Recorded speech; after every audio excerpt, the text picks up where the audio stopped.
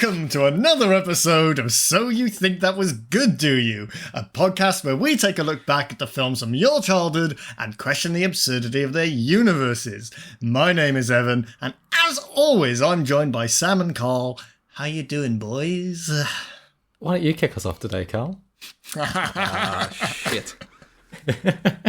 I've been hiding for so long. Yeah, I'm doing good, mate. How are you? Oh, I'm great. Apart from absolutely quaking in my boots after watching this film. But otherwise good. That might be our best How You Doing, Boys yet. And not that you asked, but I am fantastic because this week we're joined by a very special guest. Not only is he a DJ and music producer, I also have the pleasure of calling him my friend. Please, everyone, give a very big hello and welcome to Pantile, aka Johnny. How you doing, Johnny? Hey, I'm very good, thank you. I'm very excited to be on. Like Sam said, it's very spoopy. Very spoopy episode. So spooky. And hopefully someday I hope to have the honour of also calling you a producer. Me too. I was losing confidence. Well, I've actually not written the name of the movie into my notes, so I'll begin with that. This week, Johnny chose 1990s Arachnophobia, starring Jeff Daniels. Oh, and John Goodman. Yes, but everyone else, who cares? Yeah, it wasn't exactly star-studded, was it? This would have been a, the Sci-Fi Channel that just shows exclusively shit horror and sci-fi movies. This would have belonged straight to there if it'd been anyone other than Jeff Daniels in the lead role, because he carried this. Nick Cage would be the other option. Yeah, that would have been fantastic. You can put him in any movie and it would be good, though. Yeah, that's true. Right, well, let's get started, as usual, with a quick plot synop. We're sick of this same old plot synopsis here, describing kind of what happens in the movie. So this week, we've asked ChatGPT every time. Oh, we're going with this one, are we? We are indeed. Perfect. ChatGPT to create a plot synop where every other word is spider. So here we go. Let's see me try get through this. Spoiler alert, it's not.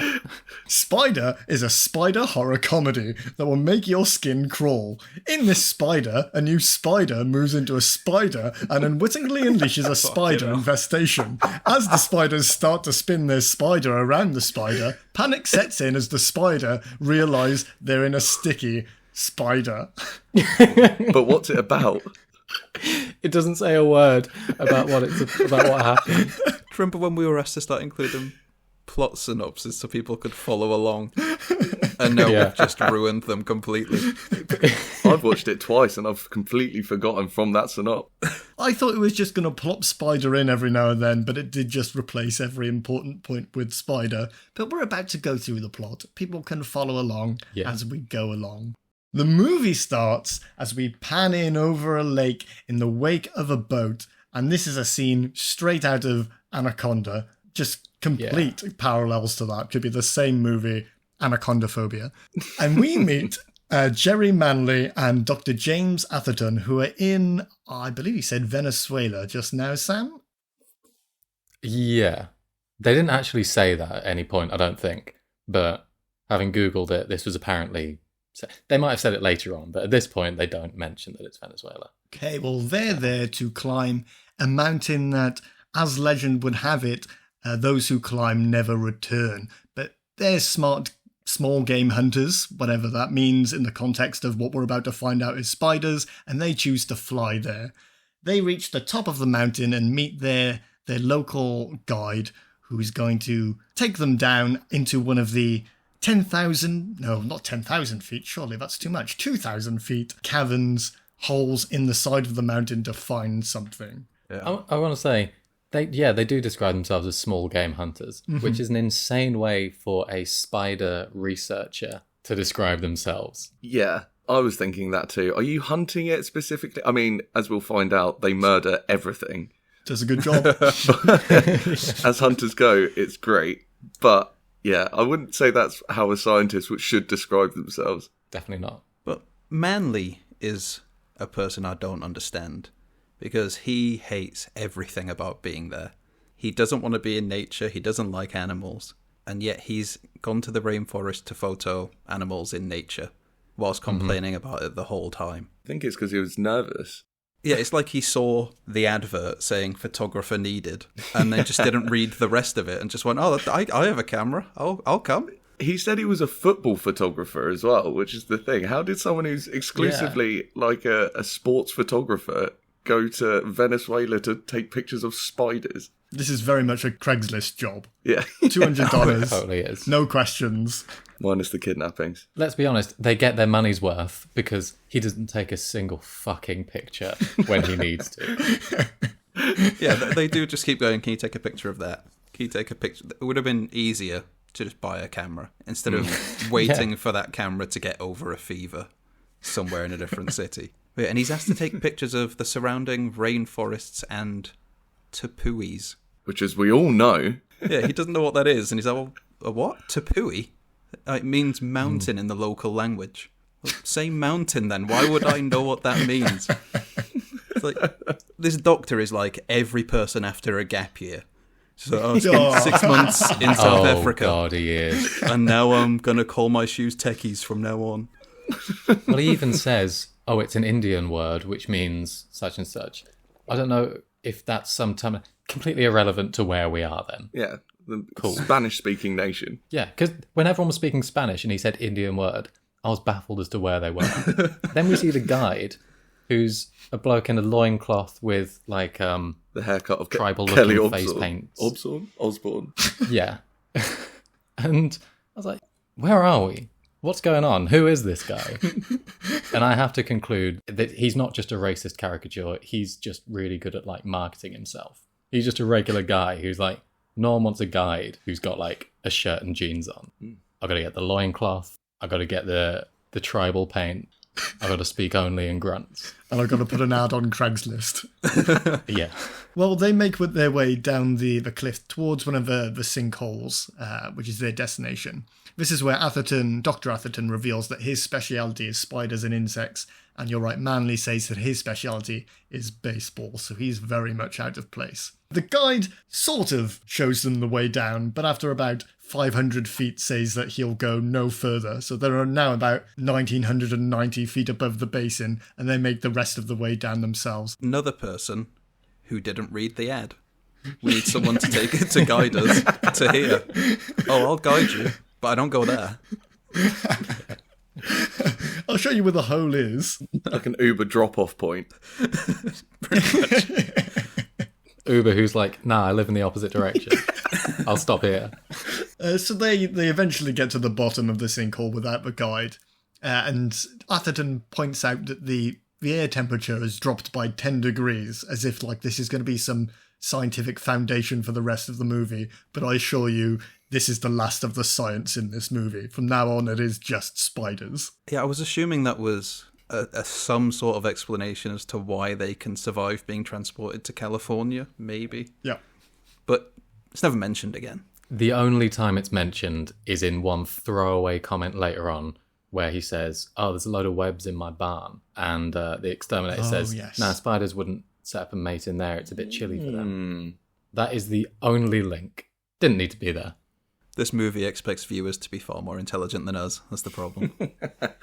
Also, those 2 points are far too far apart. One's at the beginning of the movie, that other bit is at the very end. I did not remember that.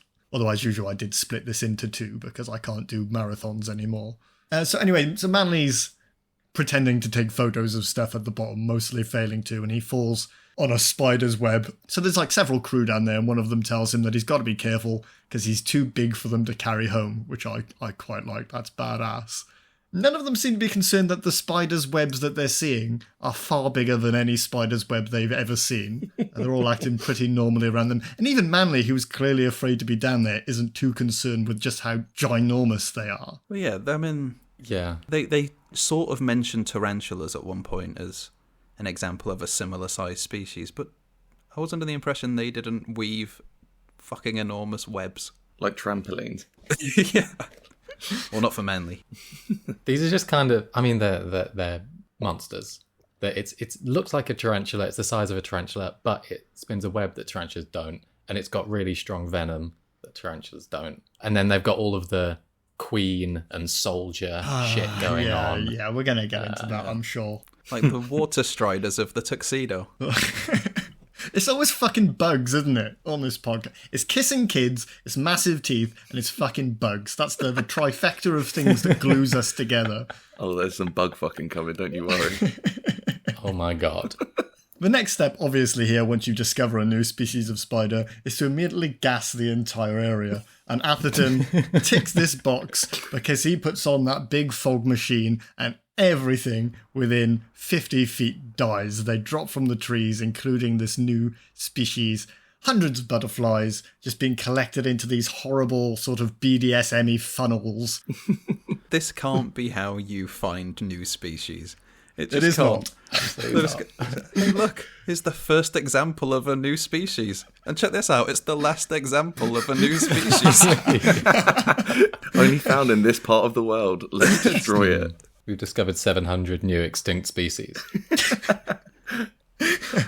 I will say that fog machine also made it look like a Motley Crue video. Do you reckon they have the same bug economy as Mimic then? If we make these bugs far rarer, worth more. Just kill off every single one of them. I forgot about the bug economy. Shit, yeah. I think we touched on it slightly either last week or the week before, the bug economy. I don't know what I'm going on about. Atherton finds a living spider amongst all the corpses of this new species. I'll just cut that all out. I'm not. But this species seems to be resistant to the nameless gas that he's used to kill everything else in the area. But also so do the humans seem to be, because nobody puts on a mask. They're all fine. But one of these spiders then jumps into the backpack of one of the crew, who turns out to be Mr. Manley, hides away in his backpack and plots his revenge. Atherton then gets a chance to analyse this spider once they get back to the camp and points out to everyone that it has no sexual organs. So like soldier ants or worker bees, these are sort of drone-like. I was about to say insects, and I heard you in my head before you said it, Sam. Spiders are not insects. Arachnids. I was going to say a damn thing. And then Manley comes down with a bit of the flu or something. He's feeling a bit queasy. He's not getting paid enough for this shit, so he goes for a little lie down. He's not doing anything. Unfortunately, the spider decides to join him. Gives him a bite, and Manley just fucking jizzes himself to death. Cue the music. Yeah, that whole scene is a bit odd. It's where the first bite is quite scary. You see it bite him on the leg or whatever, and you see it, and then the blood comes out. And then he sits bolt upright, and then his face goes all contorted, and then it's just this one shot of his hand grabbing the bed really tightly, like he's in the throes of passion. Yeah.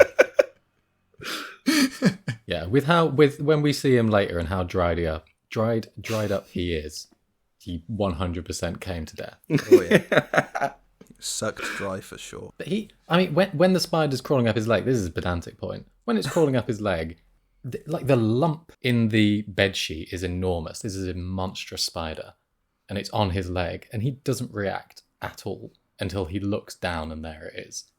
I don't know about you. If something like brushes against my toe in the night, I'm up. Oh, yeah. Yeah. He was up as well. So was he.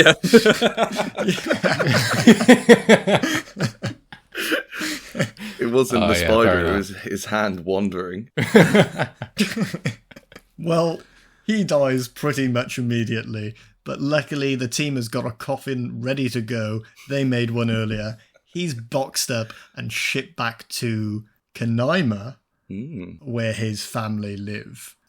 I was confused at first. I thought it was still in Argentina, but this is America, right? This isn't. Yeah, this is California. Everyone's American. Yeah. But apparently, the name Canaima is where they shot it in Venezuela. That was the area in Venezuela that they shot it. So that's what that. I'm going to pretend like that's why I was confused. Thank you, Johnny. You're very welcome. Yeah, and cut out where you said that it was Argentina as well.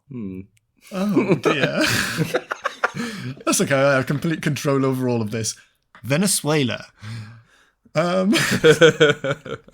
in the funeral home, they're taking a good old look at this body that's just arrived. The body that belongs to Mr. Well, I say belongs to. Your body belongs to you. Your body belongs to Mr. Manley. And it's all dusty. Yeah, get used to that, Johnny. I am all over the place. I don't know what's happening. And he is all dried up. And we're just here to see that the spider has arrived with him. Yes. And the stuff that's on the spider is also dried up. And it escapes the box and crawls off into the town somewhere.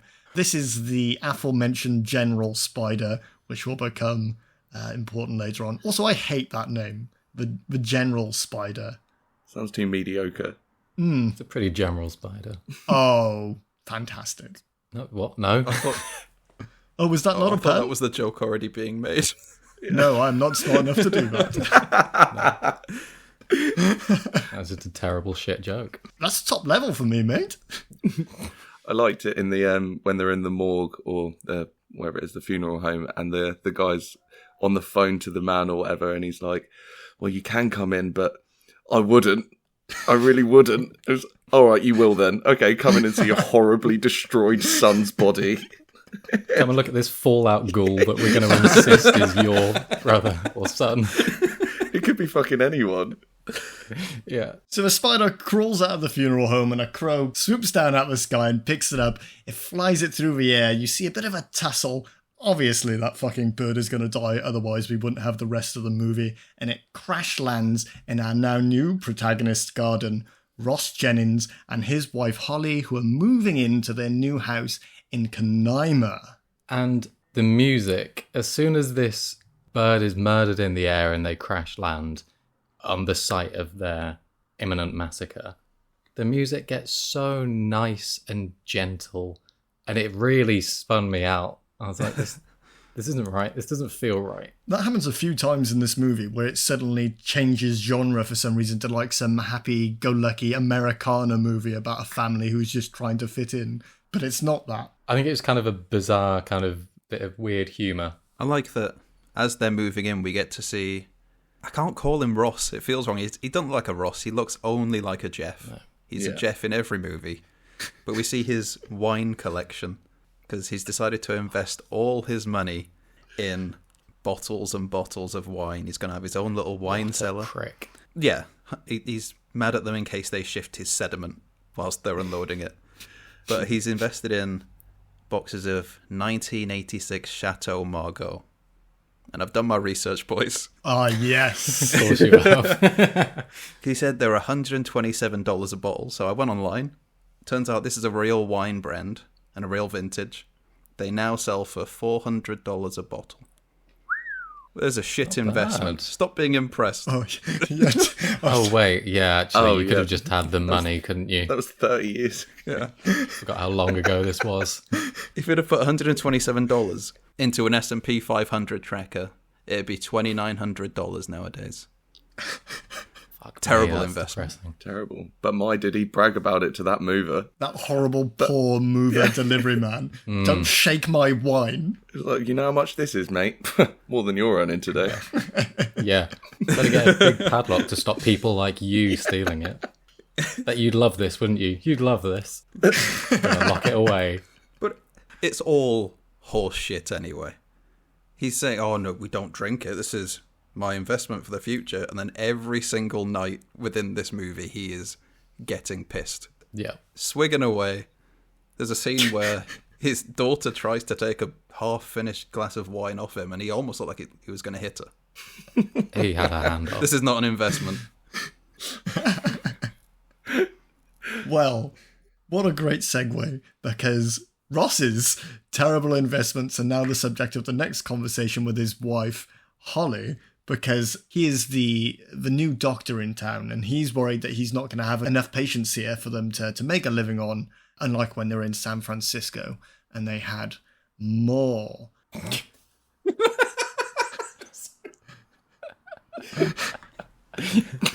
Cheers for that. Myself. Usually I'm better than this. More. You want more? Ross then goes to meet the current doctor in town, Dr. Metcalf, who promised to retire before... I keep wanting to say everything like more now. To retire before Dr. Jennings comes. But then he then says that he's not going to retire. And he's sort of put in this weird situation where he has no customers. They're basically customers in this town and in America. So he's not going to make any money to afford that house, essentially leaving him jobless. If only some sort of spider epidemic was about to happen and he could make a load of money on spider bite bills, eh? The old man, what was his name? Dr. Metcalf. Yeah. Dr. Metcalf, his reasoning was, you've only got one thing left to do after retirement, and I've watched too many of my friends do it. He's talking about wanking, right? It all went on to cams. Yeah. But the other thing is, surely they couldn't... What's the problem with having 2 doctors? Could this town not have 2 doctors, especially if one's about to retire in 6 months? It's not even like, I'm going to keep working for 10 years. But it probably says a lot about him as a doctor, doesn't it? Oh, you're retired without medical insurance, are you? Oh, you'll be dead in 2 days then. Well, after hearing this bad news, Dr. Jennings leaves the doctor's office and goes outside, and he has a little run-in with the sheriff of the town, Lloyd something, and he's threatening to give Dr. Jennings a ticket. He's supposed to just be like this bully type character, but all this really is a segue into meeting Mrs. Holloway. Hollings. Hallway? Oh, nice. And she tears up the ticket and says that she will become one of Dr. Jennings' patients, so he can make a little bit of money. She also got a nice zing on that policeman, though. What was He it? was always a bully. I should know. I kept him back a year. Like, he was such a prick. Little smug, little thumb-headed prick. He was a cunt. I don't know why he was in this movie. He contributed nothing other than being He's the just bully there to in be a this scene. dickhead. Yeah.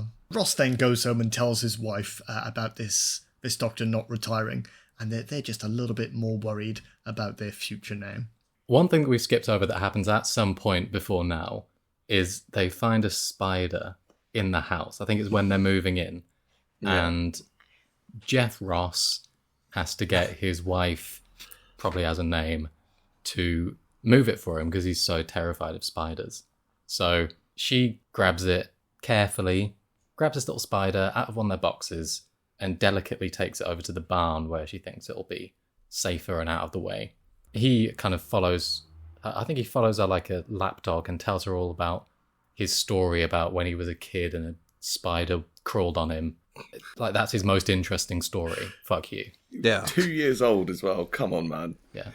How can you be that emotionally scarred as a 2-year-old?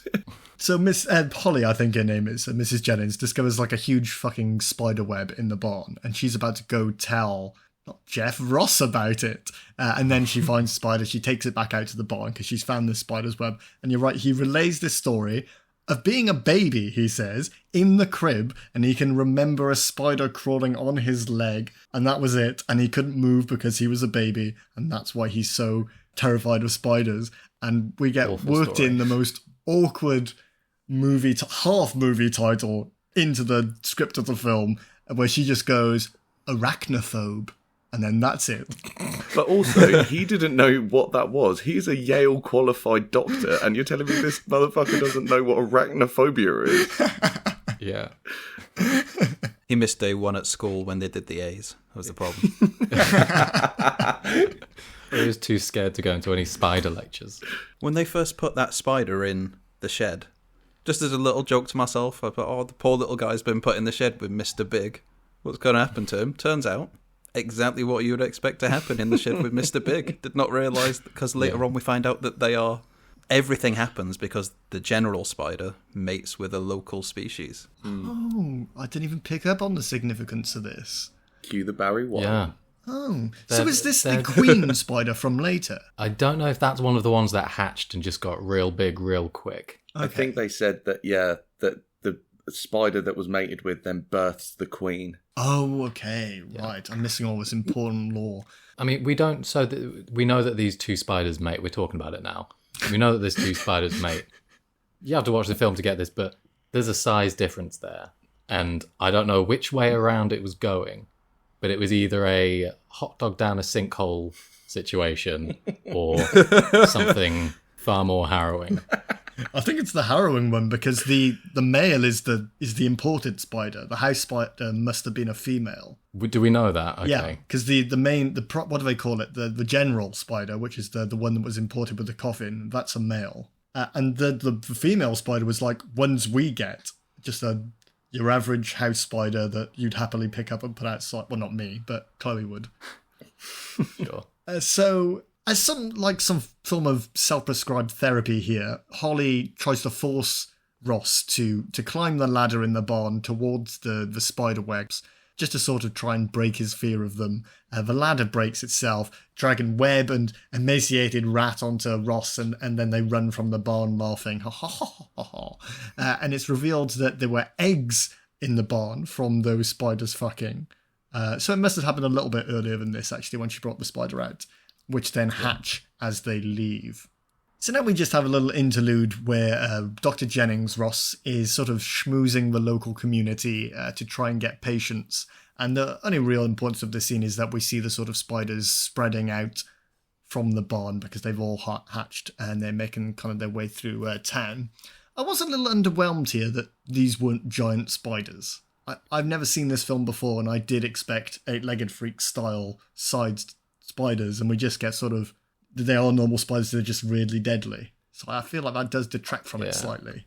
It detracted for me the same way at first, because I, like you, had seen Eight-Legged Freaks, but later on we get scenes where are they? They could be hidden anywhere, which I think added a lot more suspense than the 6 foot tall spiders from Eight-Legged Freaks. That is literally the fear of spiders for me. They could be anywhere. I don't have that same fear, but when later on, we will get to it, there's a scene where they're searching in every cup and every, like, in the plants. That's where you're like, oh, I'm sort of feeling it a bit now. Yes. Didn't enjoy that. Also, that shower scene would have been much less sexy if there was a 6 foot spider in there with her. So, also, just as unnecessary though. That little spider put in the shed would have been just exploded. So, at that party as well, we get to meet Happy Gilmore's gran as well. She's in it, and yes, is that Mr. Manley's parents? No, they are there, and she's going well overboard on the old wine. Yeah. Happy Gilmore's gran is the doctor's wife. Yeah. Oh, of course. Yes. And get to meet who I formerly thought was Meatloaf. Not Meatloaf. Someone called Peter Jason. But as I was saying earlier, completely questioned my entire knowledge of Meatloaf's film career. In that I had to look at all of his previous films to make sure he was an actor and it wasn't just Peter Jason. Johnny's been thinking Meatloaf was in so many films. Yeah. The most prolific actor in Hollywood. He's in every film, isn't he, Meatloaf? God, I loved him in Ghostbusters. Did anyone notice, though, at this party, or it might have just been me, that we're in a Californian town called Canaima, and it is the whitest town in history. Just the oldest, whitest town that's ever existed. And all they're complaining about is these goddamn dangerous South American invasive species getting over the border. Don't forget about the city folk. This hotshot coming in with his family, injecting some more blood into the community. They don't want to water down our backwater. I like the callback there to Anaconda, Carl, which had a very similar sort of keep 'em out tone, didn't it? From John Voight was in it, yeah. Apparently intentionally by John Voight, yeah. Anyway, everybody retires from the party, and we follow Mrs. Hollings back to her house, who was Dr. Jennings' first patient. And it's sort of supposed to be this ominous scene, but a normal-sized spider bites her, and she fucking kicks it. Dr. Jennings is going to be angry when his only customer is dead, to be fair. He was hoping that she was going to be riddled with disease, apparently, which I think is pretty fucked up. Yeah, but she was healthy. Yeah. It seems, I mean, I guess this makes sense with the American medical system. That he wants as much disease as possible. Yeah, those billings. Because it gets him business. He's paid by the, I guess, minute. The disease. Yeah, paid by severity. So this explains why Ross is up to this now, because he's got nothing to do. His only patient is dead. Nobody else really wants to see him because Dr. Metcalf is keeping them all away because he wants to keep his own business. So he's doing some DIY at home in his wine cellar. And this is where I think he is trying to create patients by shooting nails straight through the floorboards where he knows his family is standing, because they don't shout and tell him to stop. They just shout Ross, and he runs upstairs and says, "Oh my God, I could have killed one of you," like he already knew what he was doing. Well, he knew his kids were playing on the floor, and if you're having money troubles, one less mouth to feed. Bang, straight through the floor. Another one, closer to his wife. Oh, I could have killed you. Yeah, I will say, I'm a carpenter, so I use power tools and especially nail guns quite a lot. if you shoot a joist on the floor and it goes all the way through that bit of wood and then through the floor out the other side, you're not standing in that room for very long, because that whole floor, with any weight on it, would just fully collapse. It might as well be made of sawdust. Well, if anything, this is a perfect setup for what happens later then. Although, maybe they overdid it a bit. There's a tease for what happens later on when the film gets good. I liked it all, but we will get to that. So, having not heard from Mrs. Hollings, Margaret, Ross goes over to check on her, because his wife had been trying to get through to her all day and her line had been busy. And this is where he finds her dead. Worried about this, obviously he calls the authorities, and he wants an autopsy done because he doesn't believe that it was a heart attack, which Dr. Metcalf alludes to it being. He believes this maybe could have been a spider bite of some kind, but Dr. Metcalf refuses to allow an autopsy because people should just be left alone when they're dead. We then have the quickest funeral in the world. Literally, we zip there, and everybody's walking away from the funeral, and the only significance of this scene is that the gym bro guy, was his name Dan? Meatloaf. I think that Meatloaf, yes, Meatloaf, just offers to come down to a gym at some point, and he'll have a bit of work for him to do. Yeah, a good portion of this movie feels like a pilot episode about a doctor who's moved to a small town. Yes, it does. But I like it. And this scene next is why I like it, because we go back to his house and he's just laid across his lovely white sofa drinking a big deep glass of red wine with this Definitely weird not sort his of... first big deep glass of red wine as well. I No. imagine. No. And there's like music from the room playing, that sort of free music you can grab anywhere. And he's drinking it, and there's no significance to the scene other than he's having a bit of a rough time and we're supposed to see that. And then it ends, and Other than John that, Goodman is turning up. We know he's an alcoholic. Oh, for sure. That's what we know. All his patients start dying off, and all we see is him getting pissed every night. Drinking all his profits. And then he goes, oh, Yeah. it's the spiders. Surely, it's not me. We're seeing him, in the day, laying on his sofa with a glass of expensive vintage red wine, and we're supposed to see this and go, poor guy, down on his luck. There is a California champagne. Yeah, it was exactly that. But I can leave it at that. Happy with it. Lovely. So now John Goodman turns up as Delbert. He's an exterminator. I can't remember where he's exterminating. For some reason, I haven't written this down. Do any of you know? Termites in the basement. He goes into the basement, has a knock around, banging on walls, puts his little stethoscope to all the different areas, and just go. And the outcome is, so what's the issue? Oh, no, I found nothing. Will we get an answer as to what the issue was at any point? No. Nope. It was a bit that made me laugh in that, though. When it was like, would anyone object if I tore this floor out? And she says, well, I would. And he says, false alarm then, lead on. Yeah, he was good in this, to be fair. Yeah, he was a really good character. But I don't get his addition at all. No, it feels like he was added in after, but apparently not. Although, apparently this started out as a pure horror, and then was switched to a horror comedy. And I wonder if they just wrote in more Doctor stuff and Dilbert, whatever the fuck his name is. Who was it? I think, was it Spielberg was the producer on this? Yeah. And his one condition was that he would have John Goodman in it. Oh. Because they'd just worked together, and he really, really wanted him to play that part, apparently. He played the part well. Everything he did was good in isolation, but it was a bit weird in the context of everything else happening. He was great. The part felt unnecessary. Yeah. Yeah. Who was the better exterminator? John Goodman or Mark Williams? Well, Dilbert's middle name isn't Extermination, so I think we know. That's true, yeah. Yeah, that is true. He's got him pegged there. So Russ goes on over to the gym to meet Meatloaf and fulfill those jobs that he said he'd do. And he feels the balls of 16 men in a row as they cough into him. This is a thing.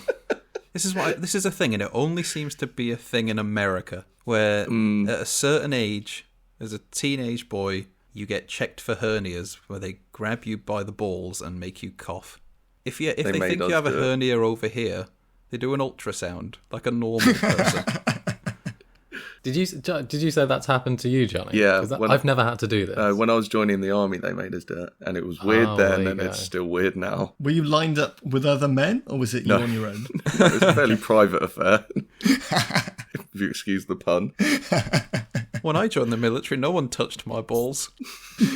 Was this outside the building that they did it? Oh, yeah, no, it was before I even got there. There was a man on the bus. Now cough for me. This is maybe, I don't know if they did this check. I think it looked like it was after practice. So they'd been running around, they'd got a sweat on. You wouldn't want to be the last person in that line when he hasn't changed his gloves. Well, this is why Jeff Daniels takes his second victim. Kills off the teenage boy, the sweaty, bald teenage boy, and goes off. Another spider again. For God's sake. Teach you to have rancid balls. He's rocked up to this school, hungover as fuck, and they've gone, 16 pairs of nuts for you to feel here. Dripping on him in Victim 2 now. So I was going to skip this, but he stays for the game to watch these men he's just explored and watches the entire baseball game. And one of them does drop dead on the field. It's sort of, the film tries to hide it from us and sort of pretend that it wasn't a spider, because we don't see a spider and he sort of just drops to the floor with everyone crowded around him. But we all know it was a spider. We see a spider climb into his helmet and then climb out of his helmet after he dies. Everyone was not paying attention. I will say it was very conveniently timed bite just as he gets tackled. Yeah. That could have been any player on that pitch. I'm trying to support Carl's theory there, but maybe it was a spider, boys. Well, they're his spiders in his shed. Yeah. Oh, damn, there it is. Ross goes home after several glasses of wine, some balls and a baseball game, and his kids, they have a little word with him because apparently everyone around town I'm starting to wonder which version of the movie you watched, because you mentioned baseball twice, and it was definitely American football both times. I didn't want to say anything. Evan watched an Argentinian-based baseball film. Knockoff Field of Dreams. Mr. Manley was wearing a baseball cap, and that's just all I noted at the beginning of the movie. Was he Miami Dolphins on it? That's an NFL team. Well, they're called baseball caps, though, so I'll take that. And Ross's kids have a word with him because everyone in town is calling him Dr. Death. This is a nickname that's going around because all his patients have died so far. All two of them, but to be fair, that's still too many. We now zoom on over to Dr. Metcalf's house because he's on the treadmill with Happy Gilmore's grandmother lying in bed. He's doing a bit of a workout, and the movie is alluding that he might die of a heart attack. But lo and behold, a spider. Although, to be fair, from the look of him, it was 50-50 whether or not the guy would just collapse. But the spider gives him a good old bite, and he asks his wife to call Dr. Jennings because he believes he's having a seizure. Not so fucking proud now, is he? Come and take my job. Save my life. Now the competition's just mysteriously been wiped out as well. Is he training these spiders? Yeah, Jennings passes the spider a tenner as he walks in. Spiders? Me? No, I'm terrified of spiders. Don't check the shed. We're missing all the scenes where he's getting spiders to jump through little hoops. We literally see him cricket whispering later. Something going on with this man. Very weird. Mr. Cricket, we're all your friends. Apparently there was a team on set where they were literally spider herders, and they had certain things that they would put on the ground that the spiders wouldn't cross, and one of them was lemon pledge, like the furniture polish, and they hated the smell of it so much that it's like spider wranglers. I like to imagine they're dressed as cowboys, but that's just me. So is spider herders a better career than small game hunter? Or they're herding them into those metal cones. I wonder if there's a transition between the two you can make. Yeah, it's buying a gas machine. That's the only difference. So a man now turns up who, and you're going to hate me for this because I have no idea who he is. He could be a Texas Ranger. The only reason I think that is because he's wearing a bolo tie. And he examines the body of Dr. Metcalf with Dr. Jennings, and this seems to be the first person who believes that Jennings might not be guilty of manslaughter and gross medical negligence, but rather that there may be spiders in the town. Cover up again. He asks Lloyd to make sure that an autopsy happens on both this body and all of the others. After that autopsy is done, Bolo Man, whose name I have no idea, so I shall refer to him Briggs, as Bolo mate. Man. Milt Briggs, he's on his side. Milt Briggs is on his side. Milt Shit Briggs. gets done when you got Milt Briggs on your side. Milt? Milt Briggs. Real name, James Handy. Oh my god. Both of those are bad. Milk. Yeah. Milt So Briggs. Milt phones Dr. Jennings and reveals that Metcalf had poison in his system, or venom, whichever one it is that spiders have. Sam, I know you're fucking dying to tell me which it is right now, but please hold off. And says that maybe he is right about the spiders and they should exhume Mrs. Hollings. Well, if we're following on it's venom. If we're following on the headcanon, if we're following on the headcanon that I'm calling him Jeff has trained these little bastards and kept them as his own and started picking off the townsfolk to start getting more patients. This is when he turns on them and throws them under the bus. He starts revealing, look at all these spider bites. It all fits together. Played the long game. Oh, I'm loving this. Yeah. And they start going after his family and everything. I think they're still on side for a bit longer because he makes sure to kill off the guy who does the autopsy just so the results don't get known. So no one finds the human bites on them. Vampire in Kanema. So, getting a little worried about what's happening in the town, Ross sends his kids away on just a one-night sleepover. He's hoping to get this solved in one night. And they laugh at him because he offers them some advice saying that if they see a spider, run, don't try fight it, don't try killing it, just get out of there. But they sort of throw that advice away. Cut to the sleepover, and they're finishing up for the night, and the spider is sort of crawling towards them, and we've got this sort of threat that one of them is going to get bitten. But luckily, as the babysitter comes in and tells them to fucking wrap shit up because it's getting late, one of them drops a book on the spider, and then one of our kids just stands on the book and squashes the spider even more. We've got more than that, because that spider's coming down from the ceiling, and it's dropping down onto her doll, and the fucking doll wakes up and looks at the spider. And we just never discuss this part of the universe again, as a sentient doll just has a spider walk over its face.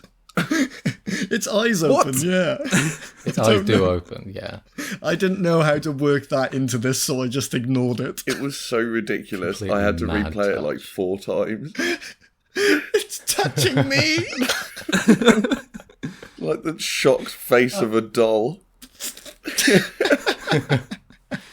You also, what you described as the girls at the sleepover are, quote unquote, finishing up, is that they're sitting there, taking turns, telling each other nursery rhymes, and then just screeching the word spider occasionally and screaming. Yeah, finishing up, bro. Like all good sleepovers do. With their possessed doll next to them. And then when they're told to go to sleep, they say, oh, we're trying, but we can't. We keep scaring each other. What you on about? You could quite easily stop doing that and go stop to doing sleep, that. couldn't you? You know what you're doing? Just stop that. If we stop talking, the doll starts. It keeps looking at me. Oh, bloody hell. Well, Dr. Jennings takes this chance of peace and quiet to phone Dr. Atherton from the beginning of the movie, as he is the local spider expert, to show his concern that there may be some spider bites in town and lots of people are dying. And Atherton says something which is, I'm not sure if you checked whether or not this is true, Cole, because it was very triggering to me, that apparently there are 60 spiders per acre. Well, I've done my research. No, I haven't. I have not checked. Oh, I thought you were about to tell me it was Frank Welker. I was too busy looking at the cost of wine. And so my only note for this is spider maths. Because it's like, well, if you have 48 spiders in this hectare of land, and grow up, mate. You're a scientist, not a mathematician. Spiders leave the station at 6 o'clock. How would he know every spider he sees is dead because he's gassed them? He's like, spiders are harmless, mate. Can't do anything. I gassed an entire acre and found 60 spiders. And none of them bit me. But after he hears the name of the town, Canaima, from Dr. Jennings, he recognises it. He knows it's familiar because the man wearing the baseball cap and loving baseball from the beginning of the movie, Mr. Manley, who loved baseball, definitely, he realises that he probably should go down, but he immediately palms this job off onto his assistant. During this time, Hollins is also exhumed, and they find a spider bite on her and all of the dead bodies, so they're able to identify a pattern in all of this. And Chris, pretty fucking worried about this. Chris is the assistant, by the way, who's just been sent in by Atherton. He calls Atherton and says, yeah, things are pretty fucked right now. These are the spiders from, pick a South American country, and they're going to shut the town down. They're going to quarantine the town if we don't do something soon. Spiders always adhere to quarantines. We know this. Yeah. Can't bite you with a mask on. Because...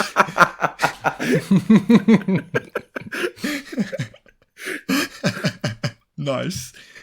Because Atherton fucking loves spiders. His first concern is that Chris gets a specimen. So Chris now has to figure out how to kill one of these spiders. Everybody's ganging up together now to go do things. We're splitting up, guys. Ross, Chris, and Lloyd, the police officer, the assistant, and our main character, along with Bolo Man. Sorry. I watched this movie and you're saying too many names. Milt. I had to Google to find out Ross. I didn't get another name. So Ross is our fucking main character. Chris is the assistant. Lloyd is the police officer who's now back in the mix for some reason. Dumbhead. And Milt is Bolo Man, who may be a Texas Ranger or something. It's Milt Briggs. You need him on your side, Evan. Milt Briggs. They go to Mrs. Hollins' house because they want to find the spider, the culprit of this, so that Atherton can analyse it further and figure out what's going on, whether or not it is the spider from that South American country that they went to. And Chris finds some webs outside, and he's pretty sure that it's still hanging about here. Everybody's searching the house, they split up. Ross doesn't really want any part of this because he's still afraid of spiders. He's just standing in the hallway. But Lloyd, the absolute piece of shit he is just digging through a dead woman's cereal and helping himself. And he is the one to find a dead spider that they can use as a specimen. When they're looking round this house, knowing that how deadly these spiders are, right? At least wear some form of protection, yeah? Maybe even just some gloves. They're going through and they're just rattling shit and looking in cups and whatever. Not even like some tongs. With his finger. Yeah, this was the scene I was referencing earlier where the suspense is awful. She has a load of mugs hung up and he's just tapping each one to see if there's a spider in it. Oh, gets you all horrible. Tense. Incredibly suspenseful scene. It's very well done. Well, we'll extend that soon because Atherton isn't happy with a dead spider. He wants a live one, so we will be heading back there. But first, we get the best and worst scene in this movie.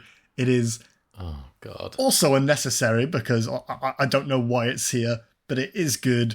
We're over at Meatloaf's house and his daughter's just gotten in the shower. She's all nice and naked, and I bet you can guess what fucking happens next. A 6-foot spider crawls into the shower there, and they have a bit of a touch together. Goes on a slip and slide down her cleavage. Yep. So it hits her face, which she doesn't notice. It full-on clumps her in the face from the ceiling, yeah. Crawls down her... Well, it slides down her breast. It's actually... it made me rumble a little bit. Drink. Nice. And it's not until it gets down to her nether regions that she panics a bit and flicks it into the shower drain. Does she? I didn't see that bit.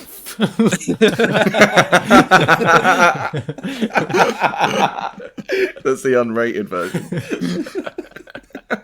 Yeah, this is the version where everybody was playing baseball instead of American football. I must have got the director's cut. Yeah. In Peru. Yeah, but it's all for naught because the spider's washed away and nobody sees what it was or why this happened. And then all of a sudden, we're back at Mrs. Hollings' house to search for a live spider. This is just Chris and Ross this time. And he's been specifically told to get a specimen. He's got nothing with him. No gloves, no equipment to grab the spider, like you said. And once they do find a spider, once it jumps out from behind the curtain and onto the table... He's wearing a jean jacket, which have famously shallow pockets, where he's trying to reach in, and out he brings the smallest little Tupperware you could maybe get a custard cream in, and tries to catch the spider with that. It's only because Dr. Jennings distracts the spider by doing a bit of a jerky movement that Chris is able to get it, and they take that back to a lab for Dr. Atherton. For the American listeners, custard creams are quite small biscuits. And biscuits are cookies. So this is where Ross meets Dr. Atherton finally, and they discuss the possibility that the spider may have hitched a ride back in Mr. Manley's coffin and been the one to invade Canaima. Atherton then analyses the spider they found, and as we found out at the start of the movie, same here, they have no sexual organs. These are drone... These are the drones, because they have a social structure like ants. Bees? But they bees. don't, because the drones leave and go and kill people. The soldiers stay and kill people, but and the not general near the nest. stays, fucks and kills people. Is that the social structure? The social structure obviously is like, in like bees and ants, is to facilitate a kind of foraging behaviour. They're just fucking spiders killing everyone. They don't need a society. It's not as if they bring in anything back to each other. No. They all just kill someone and eat them themselves and then move on. Also, at this point, if there's all these spiders everywhere else, surely their home house is going to be completely overrun. It's going to be full of spiders, right? And they've been in there this whole time. But weirdly, Meatloaf's house is full of them. But the barn that's 20 metres away from the house... They've been in there the whole time. Not that we would know that, because the wife, I've already forgotten her name again, has such a minor part in this film, despite being the one who isn't pissing us off every time she sees a spider. He doesn't even think to bring her into this little fucking Delta squad of spider capturers. Well, that's money in his pocket if she gets bitten.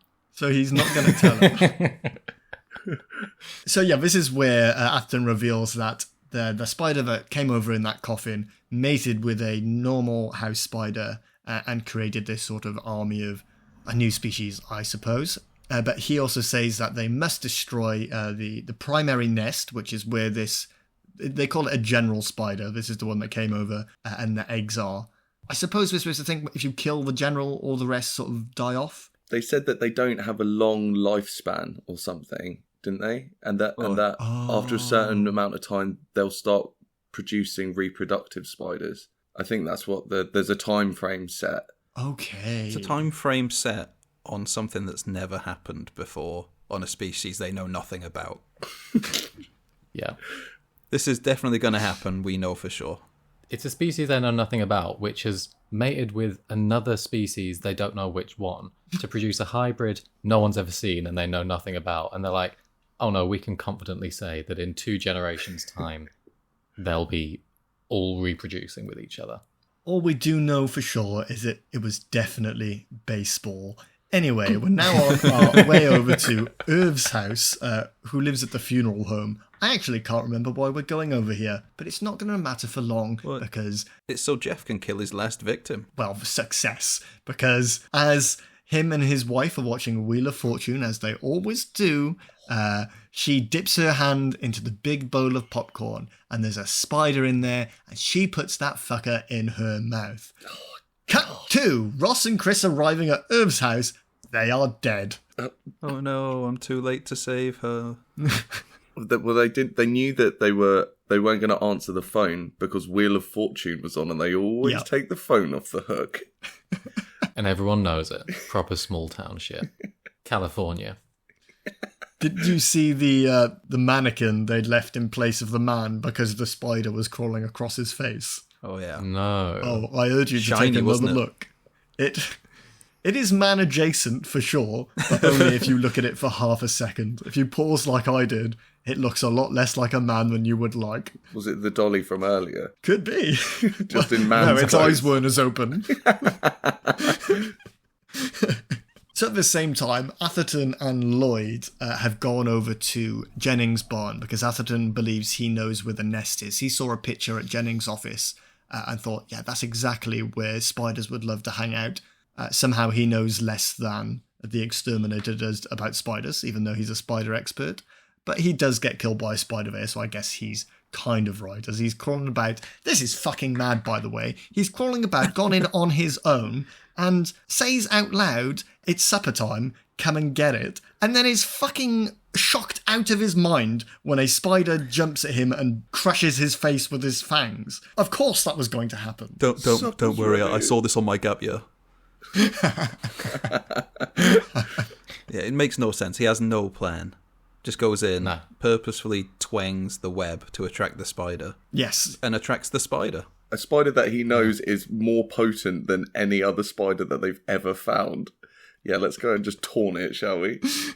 And he's got no weapons or anything. Why don't he just go up to the shed, get his big gas gun, and just gas the shed? Yeah. Yeah.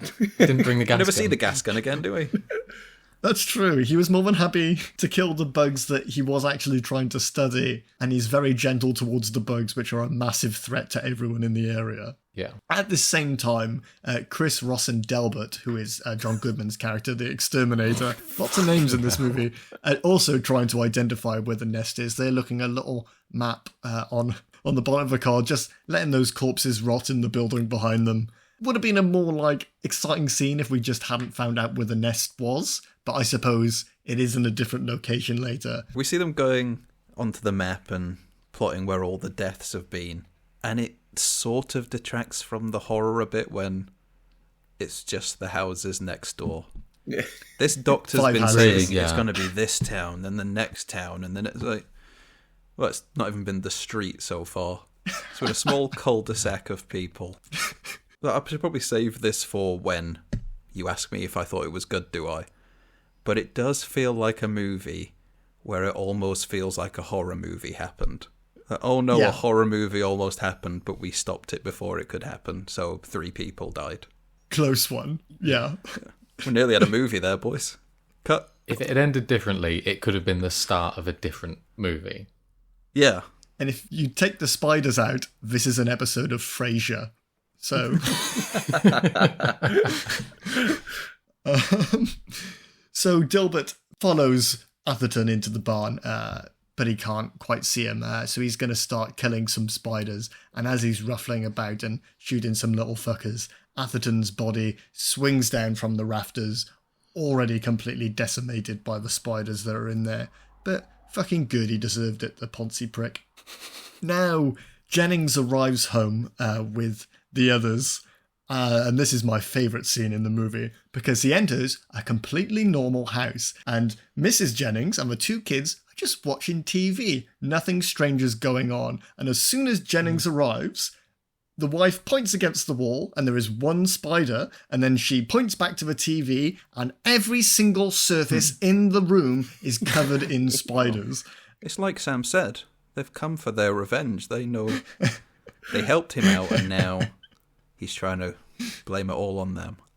Yeah, it totally is that. But he had so much time. He walks he moseys on into the house, just taking his sweet fucking time to walk into that room.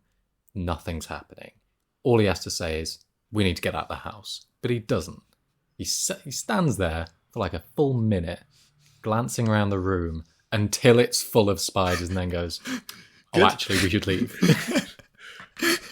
I meant to tell you this.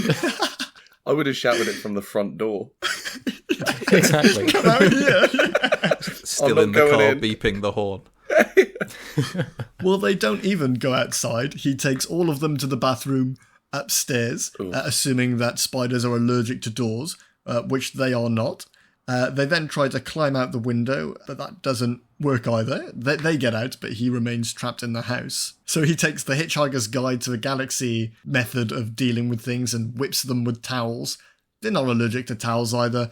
Instead of going out the window, he runs back into the house filled with spiders. This time also Dilbert enters the house and starts trying to exterminate things, but doesn't really do much because they're resistant to everything. And Ross takes a big old tumble from the second floor down to the wine cellar, so quite a hefty blow. Yeah. Crashes right through the floorboards, into the wine cellar. Floorboards. Yeah.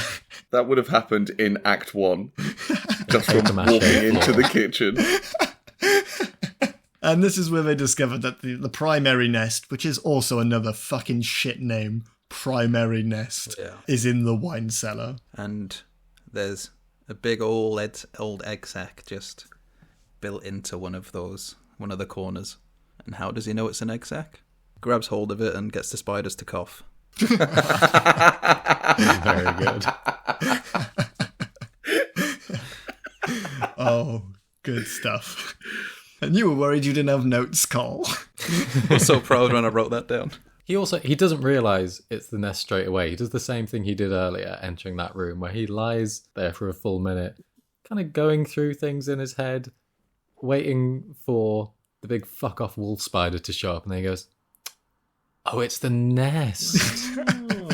I should go outside. So he fights the queen spider here, who shows up immediately to defend the nest. So he has a bit of a tussle with that. It ends with him sort of flicking it off his chest into the fuse box, and it fries there. And he ends that sort of interaction by saying therapy, which I know is a callback to when his wife took him just to look at spiders in the barn, but I didn't understand the impact or significance of it. But I'll leave it to you guys to watch that film and find out if that means anything to you. By that logic, if you're scared of anything, you should kill it. So, like, if you're scared of dogs, murder a dog.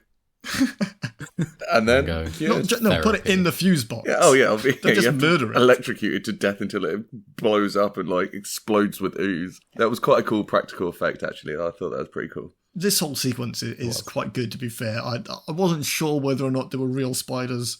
Well, I'm sure there weren't, because you can't train a spider to fight a man. So I'm sure there were animatronics of some kind, but it was still very good. Also, no spiders are that big. They used the main big boy spider when they weren't using like a robot one or like a model one. Apparently there was only one of these spiders in America, and to make it look more formidable, they put prosthetics on it to like make it look more intimidating. So it was a bird-eating tarantula, apparently, which has an 8-inch leg span. Is that rather than wingspan? Leg span? Yeah. 8-inch what? It demolished that spider. So this first fight ends and begins another fight with the main general spider, who is slightly larger and more ferocious than the first. But this fight begins with Jeff Ross already trapped under a bookshelf.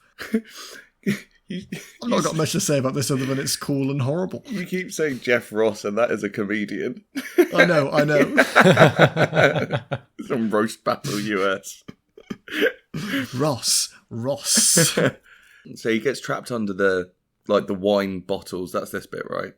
Yeah, I thought that this was going to be like his story arc of like being terrified, and then it's going to be this bit where it's all of his like precious things. He's surrounded by his moneyed wine, and then he kills the spider, and then it's all of that. But then there's another bit after this. They could have so easily wrapped it up in that one bit so neatly, but also that wine rack isn't that heavy. Absolutely not. All the bottles are broken, and that he could just crawl out from underneath that quite easily, I posit. We have already established that once he's on the ground, he stays there. He doesn't move. He just waits for the next thing to happen. Well, it's not my turn, because I've just got down here. So to fight this spider, it is quite cool. So he starts setting fires around the place to fight it. He gives it a bat. It jumps back at his face, and as it's jumping at him... Don't do that. He shoots the nail gun through the spider into the egg sac, and it all catches on fire. Very cool stuff. There's a great bit in there just before that where... So obviously the reason that they didn't want to wrap it all up in that convenient moment is because they're like, oh, we still got more spider shit to do. Yeah. We still got to have him, throwing cognac at it or whatever the fuck he was throwing. And there's one bit where he figures out that it's in a pipe. Like, I don't know what the pipe is, but there's a pipe running across the ceiling, and he figures out it's in there because he can hear it going through. Yeah. He stands at one end with a torch, ready to... Oh, it's what is it? A lighter and a spray can. Deodorant type thing. And then the second he flicks the light off, the little thing tick, tick, tick, tick, tick, right up to him. Best scene in the film, as far as I'm concerned. Absolutely hilarious. Supersonic spider jumping onto him. Hilarious. That's when he falls to the floor. So I should have gone over this. He falls to the floor and the spider sort of climbs up his leg. And this has quite a lot of sexual tension to it too, because he's not doing anything. He good batted away, but he's down again, isn't he? So not his turn. But this is the throwback to his 2-year-old trauma. And it crawls up in.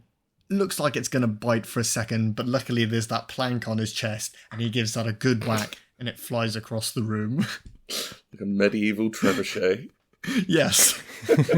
Catapults! And then that's when he nails it to the egg sac. Yeah, it sets on fire, doesn't stop it, keeps going towards him. Yeah. Like flaming Left 4 Dead zombie style. And then he blasts it across the room with a nail gun, which I'm informed is completely accurate. They do not work like that. Trust me, I've tried. Not with spiders, like, specifically, but... My therapy was cats. And that's basically the end of this main movie bit. We do get a sort of end scene where we find out they've moved back to San Francisco, glad to be rid of these spiders. And there's kind of this joke, which I guess is only an in for people who live in San Francisco, where as soon as they get back and they're unpacking, there's like a tremor for an earthquake. And I suppose that's better in some ways to loads of spiders, but in some other ways not. I thought the lesson was, isn't life just awful wherever you are? Yeah, it made me appreciate living in the UK, where we don't have anything poisonous and we live near no fault lines. Yeah.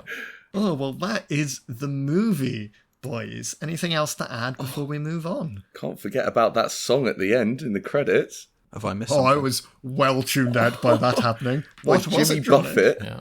I've got the lyrics here. Don't bug me, don't mug me, I'm better left alone. Let me twirl in my world, out in the wild unknown. Night crawling, free falling. Just don't get in my way, don't squish me or death wish me. That's all I have to say. Oh my God. Excellent. And I'll just jump in. Beautiful. Before Sam rips your throat out. Spiders aren't bugs. They are arachnids. Venomous, my friend.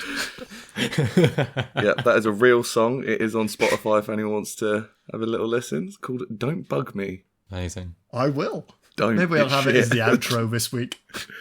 Well, have you got any bad reviews for us, Sam? Yeah, I've got a few together. It slowed down a little bit kind of recently. A few here, they're fairly short ones though. So Nick G52 gives it 3.5 stars.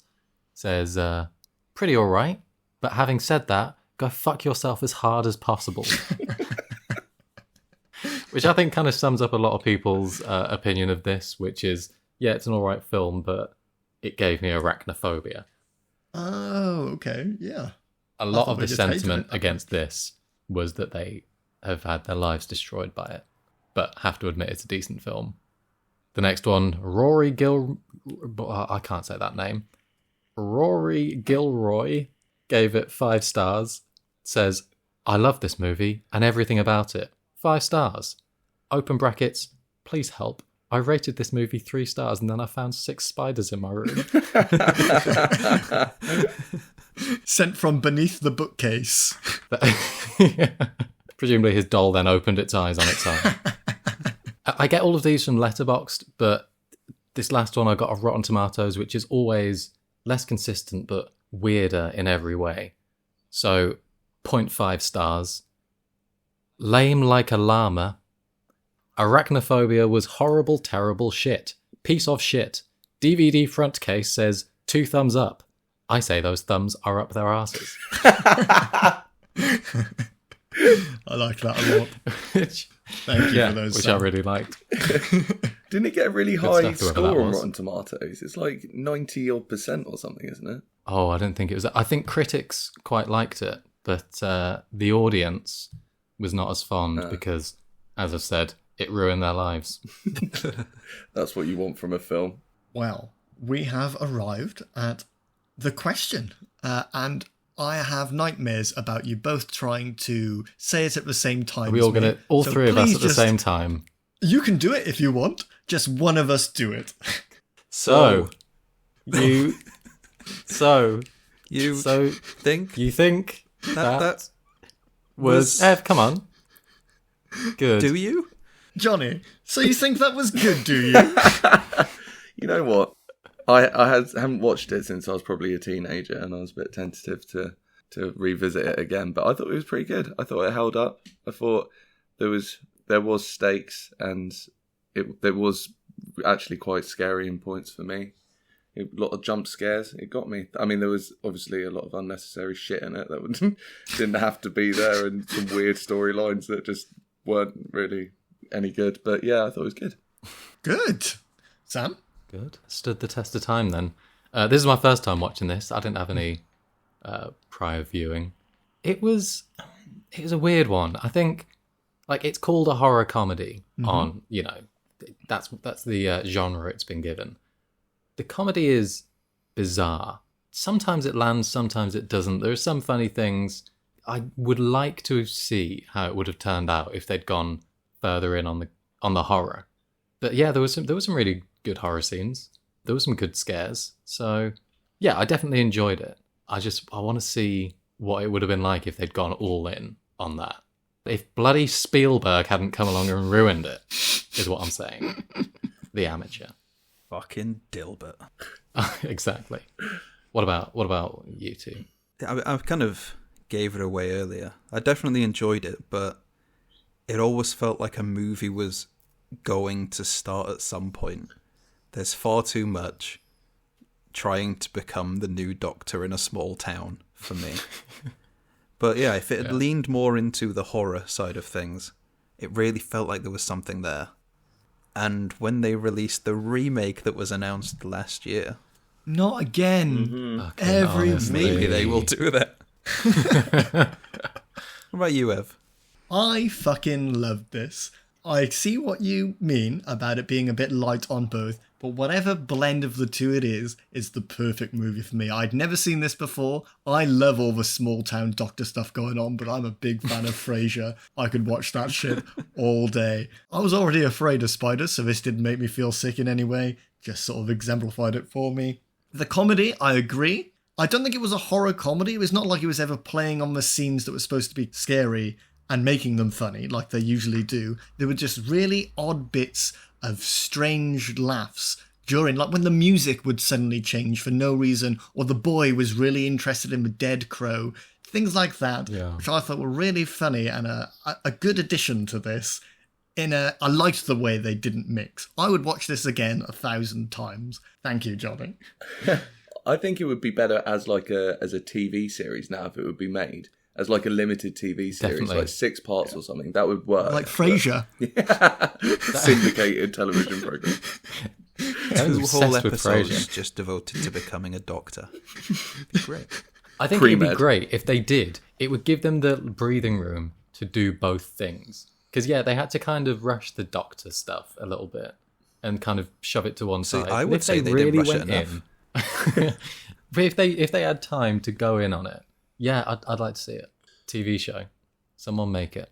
Don't worry, we've asked now, so they'll do it. Is that everything, boys? So yes, please. Fantastic. Well, that about wraps it up. Johnny, is there anything you want to plug or say? Do you want to tell people where to find you? Yeah, you can find me on SoundCloud, Spotify. My Instagram is Pantile Music. Have a look on there. I've released some stuff very recently. Got a lot of stuff coming out in the next few months. Got gigs and stuff if you're in London, Bristol. So, yeah, come on down. Excellent. Well, thank you for joining us, Johnny. It has been fantastic. I hope you've enjoyed yourself. I have indeed. Thank you very much for having me, boys. You are welcome anytime. Thanks for coming on. We'll get you back soon. Well, thank you so much for listening. And thank you, boys, for joining me. Join us again next week when we will be watching movie yet undetermined because we're recording too far ahead of this release date to figure out a film. Don't forget to leave us a 5-star review and follow us over at So You Think Pod on Twitter. Until then, they were mostly just normal-sized spiders, which are scary, but not scary enough to be the centre of a horror movie. Goodbye.